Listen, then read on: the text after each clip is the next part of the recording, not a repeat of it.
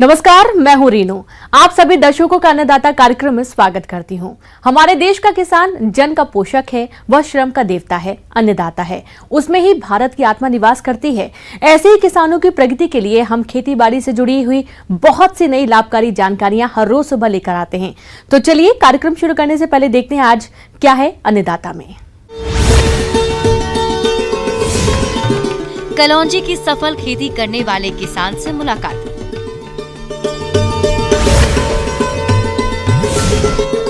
गिनी foul पक्षी के पालन से किसान कमा सकते हैं अच्छी आमदनी।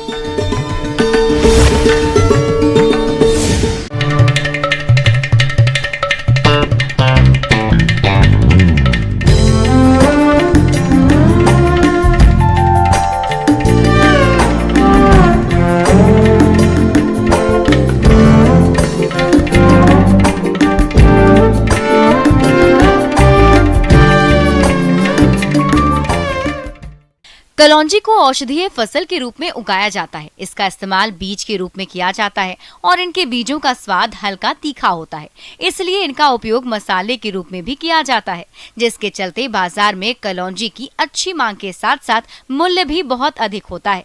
इसी बात को ध्यान में रखते हुए मध्य प्रदेश राज्य जिला सागर के प्रगतिशील किसान बाबूलाल साहू ने कलौंजी की खेती करके अच्छा उत्पादन प्राप्त किया है। तो चलिए जानते हैं उनकी आय और व्यय के बारे में।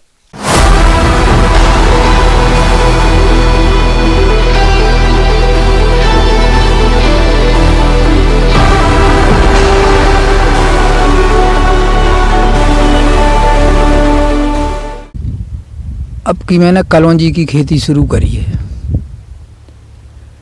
परंपरागत खेती से परेशान होकर करीब 5 एकड़ में कलौंजी की खेती करी है। इसकी 3-4 किस्में होते हैं कलौंजी की। 3-4 किस्मों से मैंने NS 44 चुनी। अब मैं इसकी उत्पादन खर्चा की जानकारी देता हूँ। 1 एकड़ के हिसाब से बता रहा हूँ आप।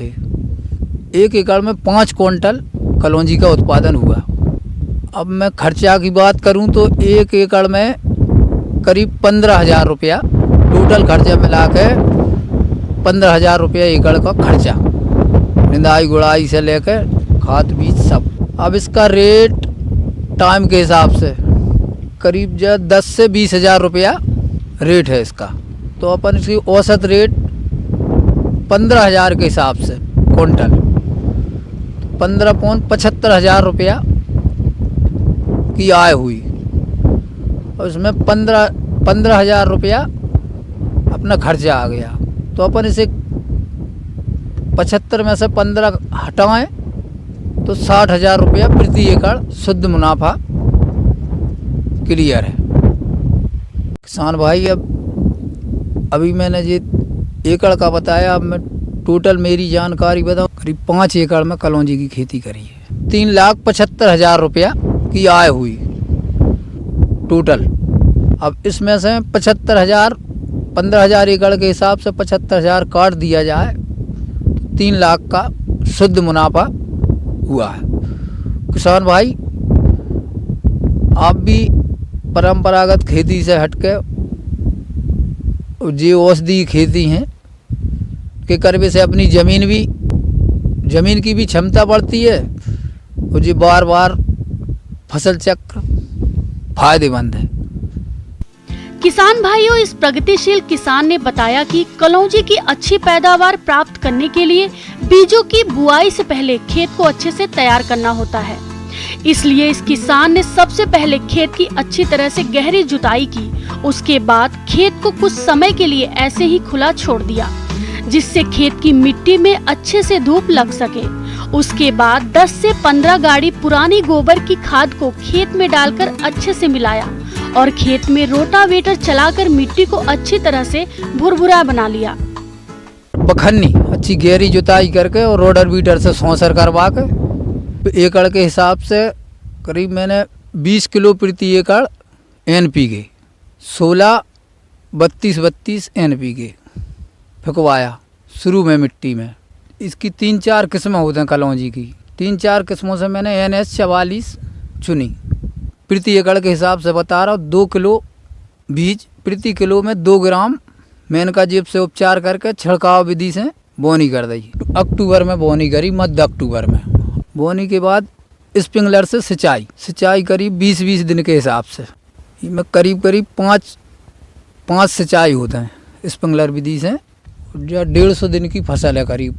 इसमें पानी ज़्यादा चलवे की वजह से, जो लेट उगने की वजह से खरपतवार ज़्यादा बढ़ जाते हैं।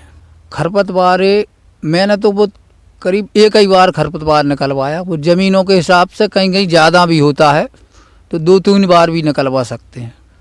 लेबर की सहायता से कछु हाथ से खरपतवार निकलवाया, लेबर की सहायता से खेत के बाहर फेंकवाया। जैसा आप करीब 20-25 दिन में तो उगता ही है। ई के बाद मैंने कम से कम 20 से 30-35 दिन बाद प्रति एकड़ 1 बोरी यूरिया की छिड़काव कर दिया।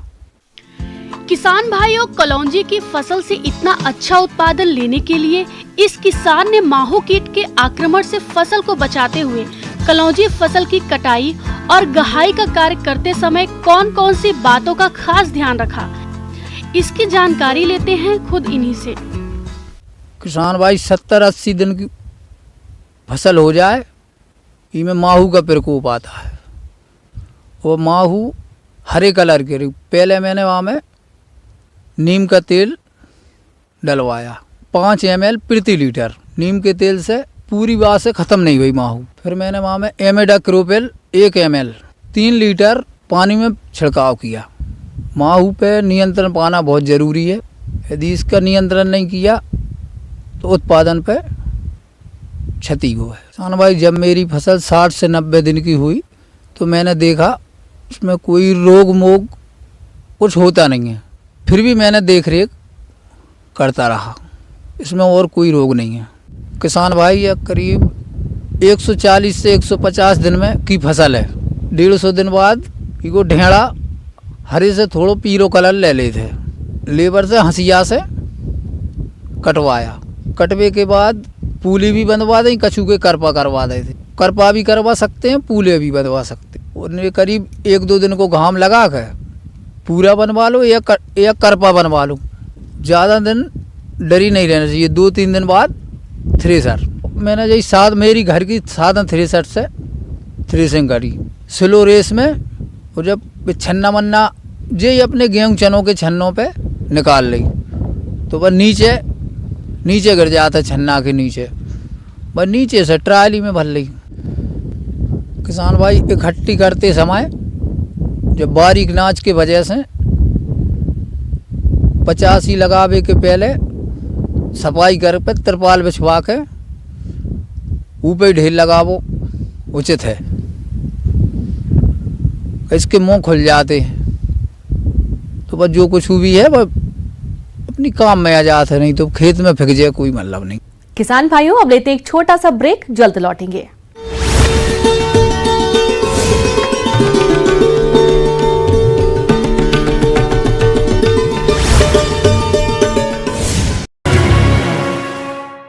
ब्रेक के बाद एक बार फिर से आप सभी दर्शकों का अन्नदाता में स्वागत है।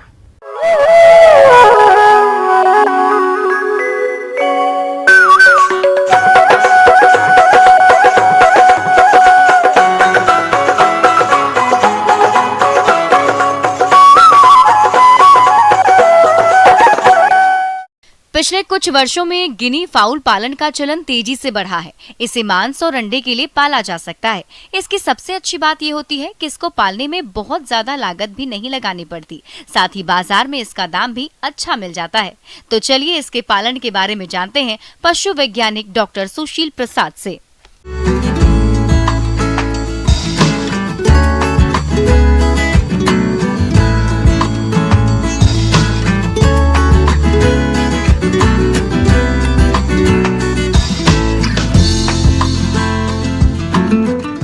जब हम पोल्ट्री की बात करते हैं, पोल्ट्री ख़ास तौर से आम तौर पर लोग पोल्ट्री कहते हैं, मुर्गी के लिए सिर्फ करते हैं।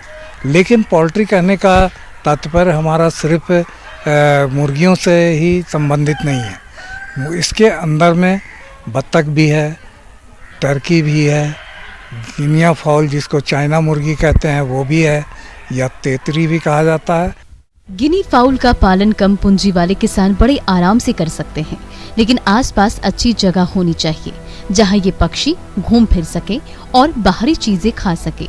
इससे इनके आहार का खर्च भी कम हो जाता है और तेजी से विकास भी होता है, जो खास तौर से उन किसान भाइयों के लिए बहुत ही लाभदायक है जहां पर चरने की व्यवस्था हो, क्योंकि ये चाइना मुर्गी यानी गिनी फॉल एक ऐसा पक्षी है जो कि स्कैवेंजिंग कहते हैं, जिसको हम चरने के इसमें अगर आपके पास कोई घेरा हो उसके अंदर में रख करके चरा करके इसका पालन कर सकते। इस पक्षी को अर्ध सघन बिछाली व्यवस्था में पालना सही रहता है। यह बहुत चंचल पक्षी होता है और घूमते रहना पसंद करते हैं, इसलिए इनके आवास में अच्छी जगह होना जरूरी होता है। तो गिनी फॉल आजकल पहले ये कहीं कहीं पर में देखने को मिलता था, लेकिन अब इसका पालन भी मुर्गियों की तरह ही किया जा रहा है। तो गिनी फॉल के में अंडा देने की क्षमता भी अधिक है, लेकिन ये मौसमी अंडा देने वाली पक्षी हैं। अप्रैल से जैसे देना शुरू किया सितंबर तक, तो ये इनका अंडा भी थोड़ा नुकीला होता है एक तरफ और चौड़ा होगा दूसरी तरफ। इसके अंडे में कोलेस्ट्रॉल, जो आजकल कहते हैं कि अंडा खाने से कोलेस्ट्रॉल बढ़ जाता है, तो लेकिन गिनी फॉल एक ऐसा पक्षी है जिसके अंडे में कोलेस्ट्रॉल की मात्रा बहुत ही कम है।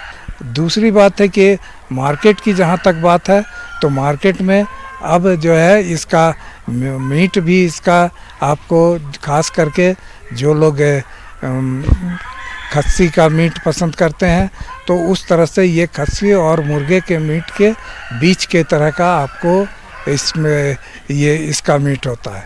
इसलिए इसका डिमांड भी धीरे धीरे बढ़ रहा है। जो भी मुर्गी पालक इससे जुड़ना चाहेंगे वो जुड़ सकते हैं। इसका मांस और अंडा रुचिकर होता है और कोलेस्ट्रॉल कम होने के कारण इसकी मांग अच्छी रहती है। ऐसे में आपको मांस या अंडा बेचने में समस्या भी नहीं आएगी। इसके 3 वैरायटी हैं।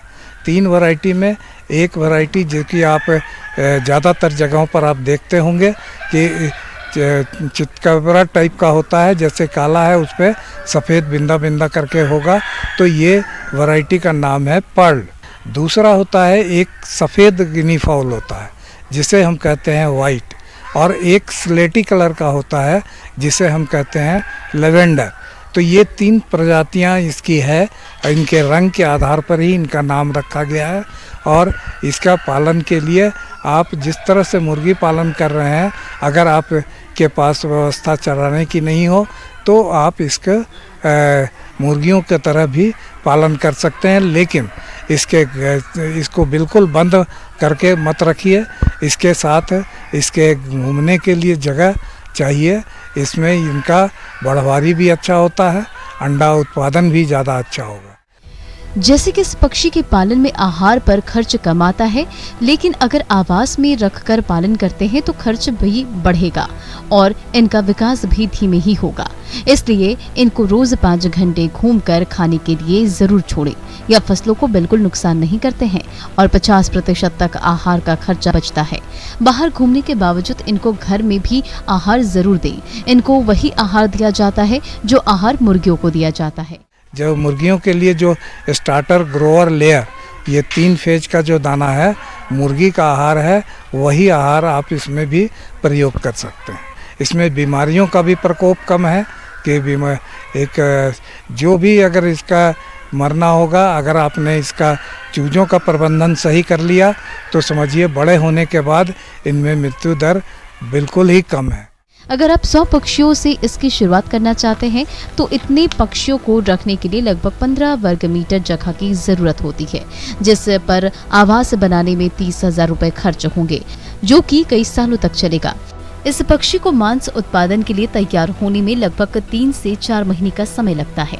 इस दौरान एक पक्षी पर ब्रूडर, चूजे, खाने के बर्तन, आहार, बिजली, दवा और अन्य कार्यों पर लगभग 75 रुपए खर्च होते हैं।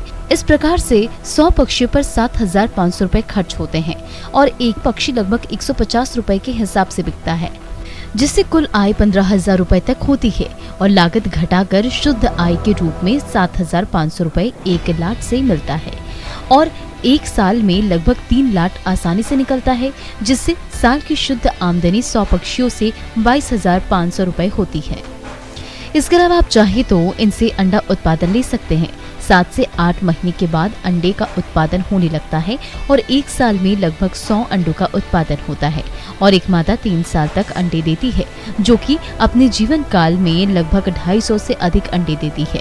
इससे भी मुनाफा ले सकते हैं और इसके अलावा इनसे हैचिंग कराकर चूजों का खुद पालन कर सकते हैं और इन्हें बेचकर मुनाफा भी कमा सकते हैं।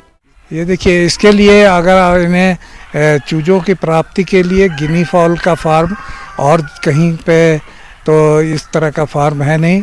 आपको इज्जत नगर बरेली में केंद्रीय पक्षी अनुसंधान केंद्र है, वहाँ पर आपको संपर्क स्थापित करेंगे तो गिनी फॉल का चूजा या अंडा वहाँ से प्राप्त किया जा सकता है और वहाँ से प्राप्त करके अगर आप उसे हैचिंग कराना चाहते हैं तो कहीं भी आप हैचिंग करा सकते हैं।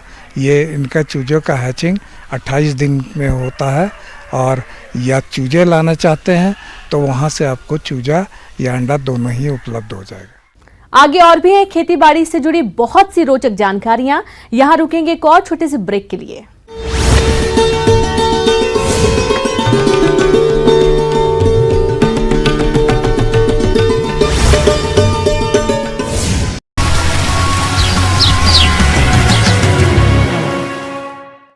ब्रेक के बाद एक बार फिर से आप सभी दर्शकों का अन्नदाता कार्यक्रम में स्वागत है।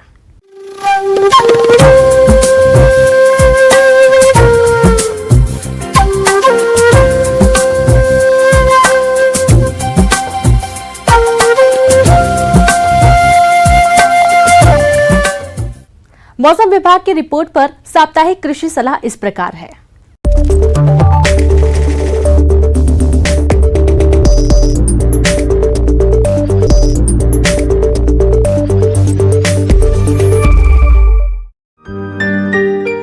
ग्रामीण कृषि मौसम सेवा मौसम पूर्वानुमान एवं कृषि सलाह जिला अजमेर द्वारा भेजे गए मौसम पूर्वानुमान रिपोर्ट के आधार पर इन क्षेत्रों के किसान भाइयों को सलाह दी जाती है कि कोरोना के गंभीर फैलाव को देखते हुए किसान भाई सरकार की सलाह का सख्ती से पालन करें और स्वयं की उचित देखभाल, व्यक्तिगत स्वच्छता, मास्क का उपयोग, साबुन से उचित अंतराल पर हाथ धोने और एक दूसरे से सामाजिक दूरी बनाए रखने पर विशेष ध्यान दें। किसानों को सलाह दी जाती है कि कपास की बुआई के लिए खेत की तैयारी शुरू करें और अच्छी गुणवत्ता के बीज प्रमाणित स्रोत से खरीदें। वर्तमान में वातावरण का तापमान लगातार बढ़ता जा रहा है। ग्रीष्मकालीन सब्जियों की आवश्यकता के अनुसार समय पर सिंचाई करते रहें। गर्मियों में तरबूज और खरबूज की तुड़ाई का समय है। कच्चे फलों की तुड़ाई ना करें। फल के पास डंठल का सूखना, थिरकने की आवाज, बल्ली के रंग में परिवर्तन फलों के पकने के महत्वपूर्ण लक्षण हैं।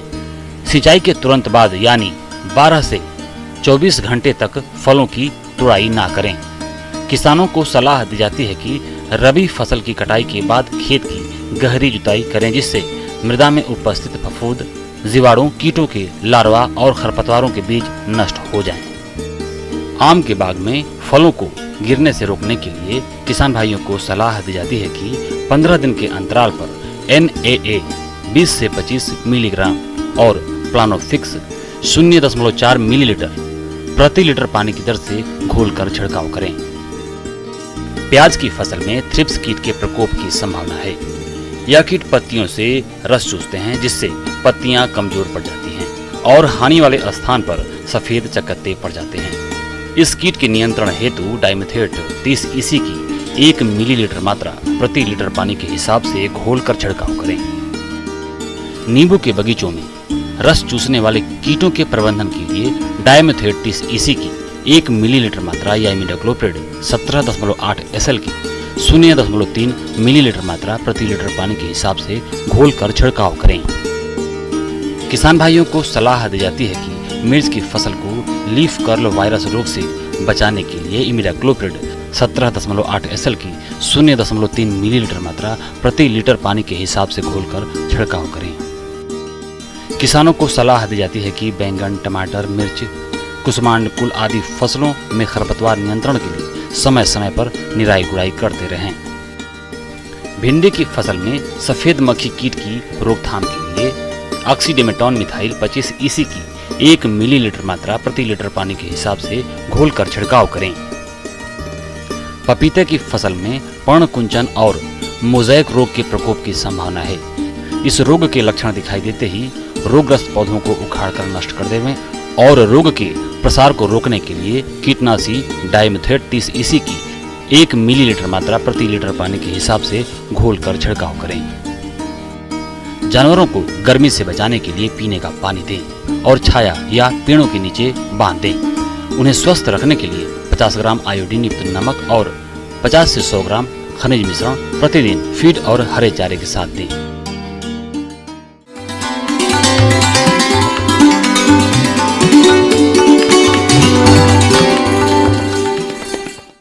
आइए जानते हैं अन्नदाता निःशुल्क फोन के माध्यम से पूछे गए समस्याओं का समाधान।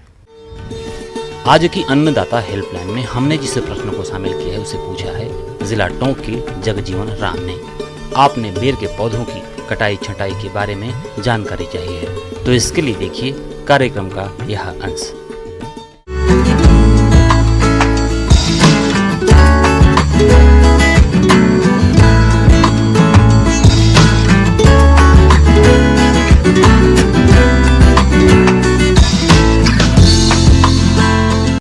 आज हम चर्चा करेंगे बेर की फसल में खाद उर्वरक एवं सदाई कटाई प्रबंधन किस प्रकार से किया जाए। तो हम बात करें कि भारत के प्राचीन फलों में से बेर एक फल है और इसे गरीबों का सेव कहा जाता है, क्योंकि इसमें अनेक खनिज तत्व और विटामिन से इसमें पाए जाते हैं जो हमारे स्वास्थ्य के लिए लाभकारी होते हैं। और बेर से जैसे कैंडी, मुरब्बा ये उत्पाद भी बनाए जाते हैं। बेर के बाग में कुछ कार्यों को करने पड़ते हैं, जिसमें पौधों को आकार देना और बेर की कटाई छटाई पौधे की पैदावार और फलों की गुणवत्ता को बढ़ाती है। नियमित रूप से कटाई छटाई करने से धूप और हवा आसानी से पेड़ के हर भाग को मिलती रहती है, जिससे आने वाले दिनों में अधिक संख्या में अच्छे फल मिलते हैं। हम बात करते हैं कटाई छटाई की, तो इस समय कटाई छटाई के लिए बहुत उपयुक्त समय है। और अगर हम हर वर्ष बेर की पौधों की कटाई छटाई करेंगे तो अच्छा उत्पादन प्राप्त होने की संभावना रहती है। अगर कटाई छटाई हम समय पर नहीं करते हैं तो अच्छा उत्पादन प्राप्त नहीं होता है। अब हम बात करते हैं कि किस प्रकार से बेर के पौधों की कटाई छटाई की जाए। तो अप्रैल और मई का जो महीना रहता है वो इसके लिए सर्व उपयुक्त समय होता है।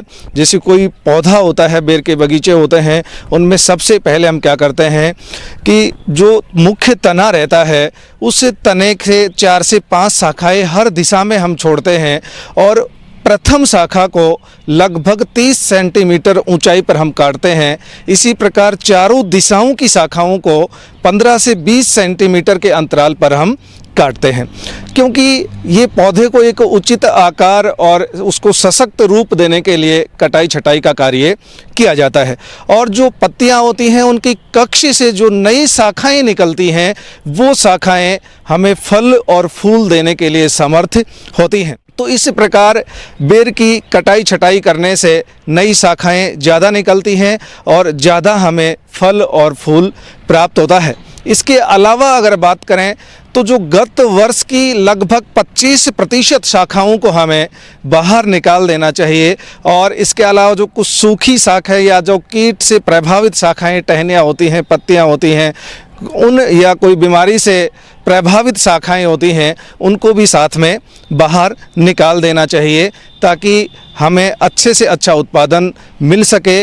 और इस कटाई छटाई करने से अगर ज़्यादा पौधा हमारा हरा भरा रहेगा तो इसमें अधिक शाखाएं निकलने से फल फूल ज़्यादा लगते हैं और अधिक उत्पादन प्राप्त होता है। तो किसान भाइयों को मैं सलाह देना चाहूँगा कि बेर के बगीचे में इस समय कटाई छटाई करके और वो अच्छा उत्पादन प्राप्त कर सकते हैं। किसान भाइयों, आपको बेर के बाग से अधिक फल उत्पादन लेने के लिए जरूरी है कि बाग में संतुलित मात्रा में खाद और उर्वरकों का प्रयोग करें। इसके लिए 5 साल से अधिक उम्र के पौधों में गोबर की खाद 40 kilo, urea 1.20 kilo, super phosphate 1.75 kilo, muriate of potash 250 ग्राम का प्रयोग करते हैं, जिसमें यूरिया की आधी मात्रा और फास्फोरस और पोटास की पूरी मात्रा जुलाई माह में और शेष यूरिया की मात्रा नवंबर माह में प्रयोग करते हैं। ऐसा करने से बेर की अच्छी फलत मिलती है। पौधा हमारा हरा भरा रहेगा तो इसमें अधिक शाखाएं निकलने से फल फूल ज़्यादा लगते हैं और अधिक उत्पादन प्राप्त होता है। तो किसान भाइयों को मैं सलाह देना चाहूँगा कि बेर के बगीचे में इस समय कटाई छटाई करके और वो अच्छा उत्पादन प्राप्त कर सकते हैं। किसान भाइयों, कृषि संबंधित समस्या और सुझावों के लिए आप हमें इस पते पर संपर्क कर सकते हैं।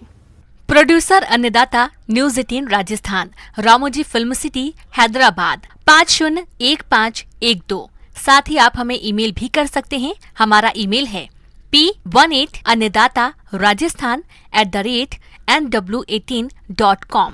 इसके अतिरिक्त आप हमें निःशुल्क हेल्पलाइन नंबर 1800889216 पर सोमवार से शनिवार सुबह 10 बजे से शाम 4 बजे के बीच संपर्क कर सकते हैं। अब समय हो रहा है आपसे विदा लेने का। कल फिर मुलाकात होगी कृषि से जुड़ी महत्वपूर्ण जानकारियों के साथ। नमस्कार।